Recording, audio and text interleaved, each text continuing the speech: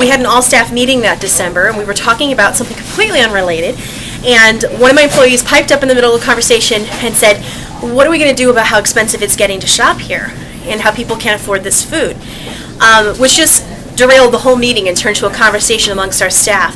And one of the contradictions that came up for us is, well, none of us are getting rich working at the co-op, and we all have different income levels, but they're not very high, and we're affording to eat mostly natural, organic, local food. So how are we doing it?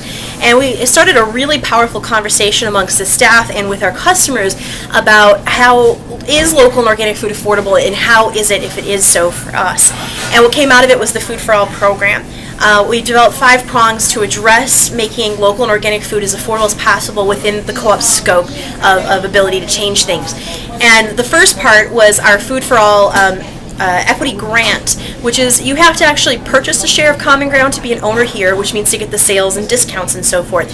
Some people can't even afford to make that $60 investment, and so what we've done is we've created a grant that is funded by our yearly organic plant. We have an organic food plant sale every May when this gardening season begins. All the money from that funds equity grants for those who can't afford to buy their share of common ground.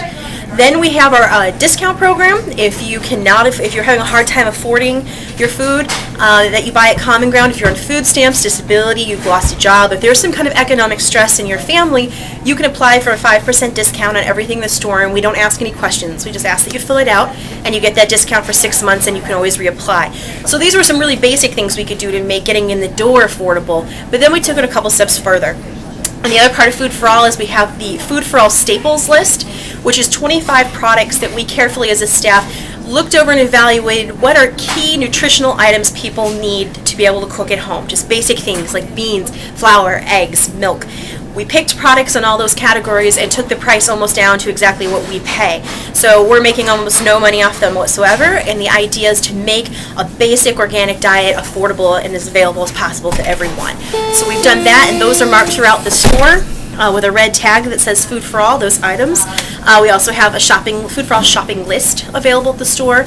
And then we took it even further. We said, okay, well, what about just what skills are we using to make it affordable to eat organically? And we realized we all had sorts of ways of cooking and tips and tricks. It was pretty much not the way our customers were shopping, or a lot of our customers were shopping. So we put all those tips and tricks and ideas together, and we started the Healthy Eating on a Budget class.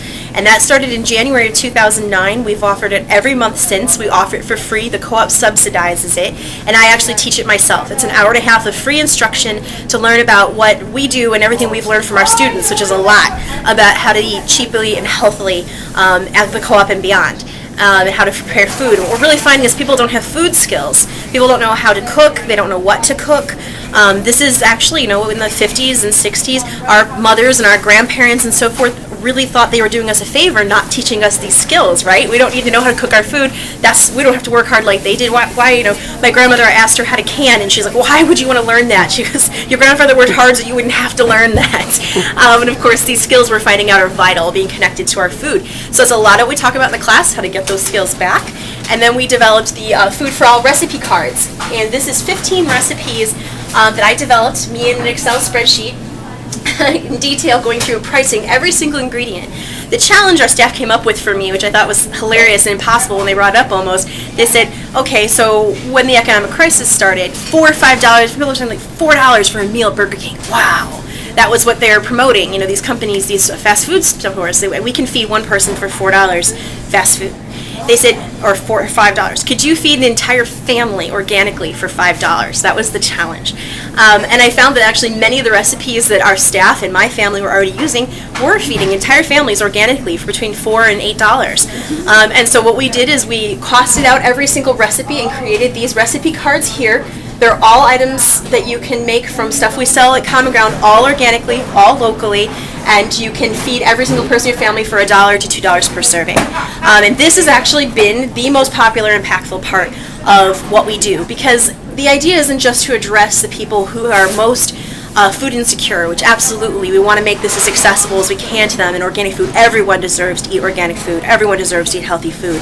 But there are people in all different parts of the spectrum of income that need help figuring out how to afford healthy food, all different income levels. And so this really addresses concerns that families of all different income levels and sizes have about their food. And we're actually hoping, we try to expand them by 5. We had 12 recipes to start. We added 3 recipes this spring. Our goal is to add 5 recipes every year. So I'm working on 2 new ones that'll hopefully come out right before Thanksgiving. That are fall-oriented recipes. I mean, and some of these recipes are vegan, some vegetarian, some have meat, local, sustainable meat, all different things, all along the spectrum for different eating styles.